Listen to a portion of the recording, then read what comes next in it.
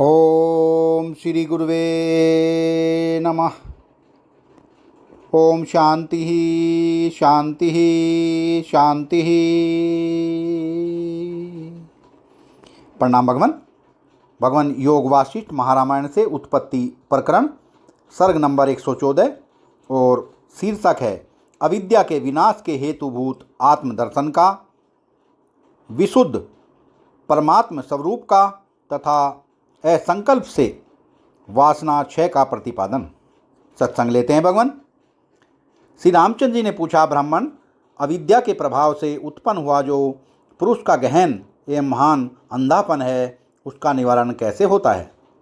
श्री वशिष्ठ जी ने कहा, रघुनंदन, जैसे ओश या पाले की एक कणिका सूर्य का दर्शन होने से क्षण भर में नष्ट हो जाती है, उसी प्रकार परमात्मा का साक्षात्कार होने से इस अविद्या का तत्काल नाश हो जाता है।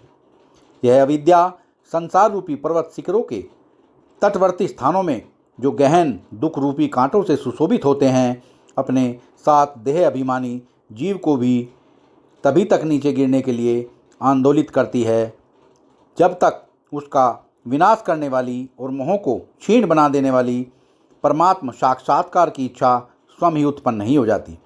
जैसे सभी दिशाओं में 12 सूर्यों के एक साथ उदित होने पर छाया अपने आप नष्ट हो जाती है, उसी प्रकार ज्ञान स्वरूप सर्वव्यापी परमात्मा का साक्षात्कार होने पर यह अविद्या स्वयं ही विलीन हो जाती है।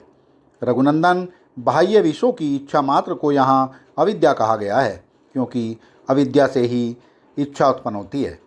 इच्छा मात्र का नाश ही मोक्ष कहलाता है। वह मोक्ष संकल्प के अभाव मात्र से सिद्ध होता है। जैसे सूर्य का उदय होने पर रात न जाने कहाँ चली जाती है, उसी प्रकार परमात्मा के यथार्थ ज्ञान का उदय होने पर अविद्या न जाने कहाँ विलीन हो जाती है। श्री रामचंद्र जी ने पूछा, ब्राह्मण, यह जो कुछ भी दृश्य प्रपंच है वह अविद्या से उत्पन्न होने के कारण अविद्या ही है, और वह अविद्या परमात्मा के चिंतन से नष्ट हो जाती है। तब कृपापूर्वक यह बताएं कि वह परमात्मा कैसा है। श्री वशिष्ठ जी ने कहा, श्री राम, जो विषयों के संसर्ग से रहित असाधारण और अनिवर्चनीय चेतन तत्व है, वह परमेश्वर ही आत्मा तथा या परमात्मा सबसे कहा गया है। निष्पाप राम, ब्रह्मा से लेकर कीट पतंग एवं पेड़ पौधों तक जो यह तृण आदि रूप जगत है, वह सब सदा परमात्मा ही है, यहाँ विद्या कहीं नहीं है। यह सब नित्य चैतन्य घन विनाशी एवं अखंड ब्रह्म ही है, यहाँ मन नाम की कोई दूसरी कल्पना है ही नहीं।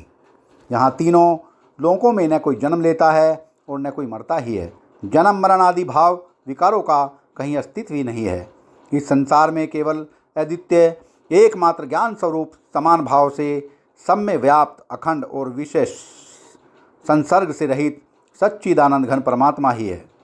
उस नित्य सर्वव्यापी शुद्ध चैतन्य घन सब प्रकार के उपद्रवों से रहित शांत सर्वत्र संभाव से स्थित निर्विकार विज्ञान स्वरूप परमात्मा में जो यह आवरण सहित जीवात्मा चिन्मय स्वभाव से भिन्न जड़ विषय रूप जगत की स्वयं कल्पना करके दौड़ता है, वह अविद्या रूप आवरण से मलिन हुआ चेतन जीवात्मा ही मन के रूप में परिणित होने के कारण मन नाम से कहा गया है। जो संसार वास्तव में कुछ नहीं है, वह एकमात्र अद्वितीय सर्वव्यापी शांत स्वरूप परमात्मा में संकल्प मात्र से ही उत्पन्न हुआ है। अतः जैसे अग्नि की ज्वाला जिससे उत्पन्न हुई उसी वायु से शांत हो जाती है, उसी तरह संकल्प से उत्पन्न हुई यह सृष्टि संकल्प से ही नष्ट हो जाती है। भोग आसरूपता को प्राप्त हुई वह अविद्या एकमात्र असंकल्प रूप पुरुष प्रयत्न द्वारा लय को प्राप्त होती है। मैं क्रस हूँ, अत्यंत दुखी हूँ, बंधा हुआ हूँ तथा हाथ पैर आदि अवयवों से युक्त हूँ। इस भावना के अनुरूप व्यवहार से जीवात्मा बंधन में पड़ता है। मेरा दुख से कोई संबंध नहीं है, यह शरीर भी मेरा नहीं है। भला किस आत्मा को बंधन प्राप्त हुआ है? किसी को भी नहीं। आत्मा नित्य मुक्त स्वरूप है। इस भावना के अनुरूप व्यवहार से जीवात्मा की मुक्ति होती है।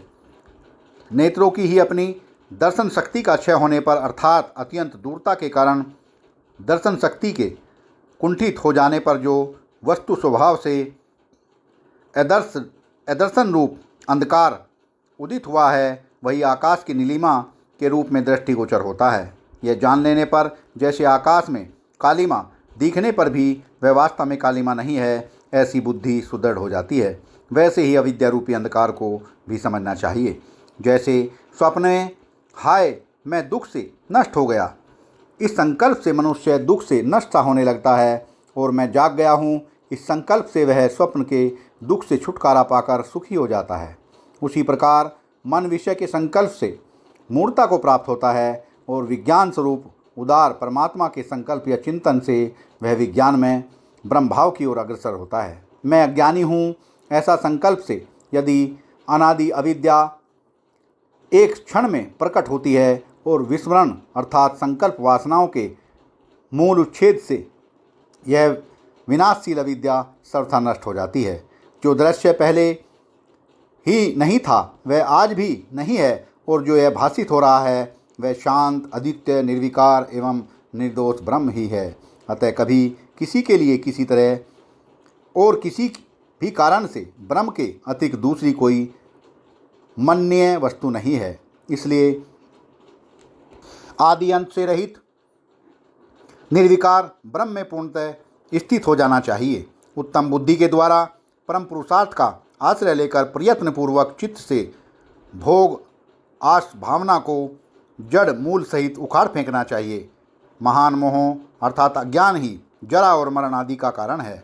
जो वस्तु कार्य से प्रकट होती है वह सब सैकड़ों आस आपाशों से उल्लसित होने वाली वासना का ही विस्तार है। ये मेरे पुत्र हैं, यह मेरा धन है, यह मैं हूँ, यह मेरा घर है। इस प्रकार के इंद्रजाल से यह वासना ही वृद्धि को प्राप्त होती है। तत्वज्ञ श्री राम परमात्म तत्व के सिवा दूसरी कोई वस्तु कभी सत्य नहीं है। अतः वास्तव में मेरा और मैं ये दोनों ही नहीं हैं। रघुनंदन, ज्ञानी की दृष्टि में अविद्या नहीं है। आकाश, पर्वत, समुद्र, पृथ्वी और नदी रूप जो यह अविद्या है वह अज्ञानी की ही दृष्टि में है। ज्ञानी की दृष्टि में तो आकाश आदि के रूप में ब्रह्म ही अपनी महिमा में स्थित है। अहो, यह कितने आश्चर्य की बात है कि जो सत्य है उस ब्रह्म को तो लोग भूल गए हैं, और जो असत्य अविद्या नामक वस्तु है उसी का निश्चित रूप से निरंतर स्मरण हो रहा है। सत्संग को विराम देते हैं भगवान। प्रणाम भगवान।